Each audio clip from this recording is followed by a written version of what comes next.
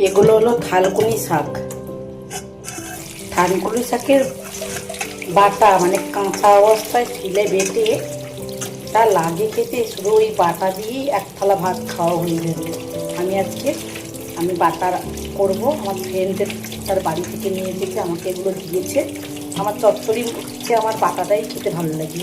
ভালো করে বেছে নেবো, তারপরে শিলে বেটে নুন, তেল, কাঁচা লঙ্কা, কাঁচা পেঁয়াজও দিতে পারেন। আমি আজকে যেহেতু নিরামিষ খাবো ওই জন্য আমি কাঁচা বাটাটাই খাই। যাই ভালো করে ধুয়ে নিয়েছি আর বেছে নিই, ছিলে বেটে নেব। এই দেখুন ভালো করে বেটে নিয়েছি। এবারে কাঁচা লঙ্কা, অল্প নুন আর সর্ষে তেল দিয়ে ভালো করে মাখিয়ে নেব। আমার তো খুব শাক পাতা সব খেতে খুব ভালো লাগে। আমার ওই বন্ধু জানে, আমাকে সব বাড়ি থেকে নিয়ে এলে আমাকে দেয়, বলে বিদিশাই খায়, ওকে দিই।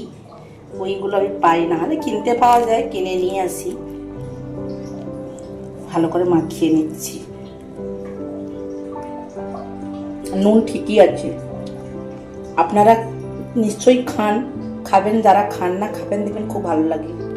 থালকুনি পাতাটা খেয়েছিস? ভালো লেগেছে তো?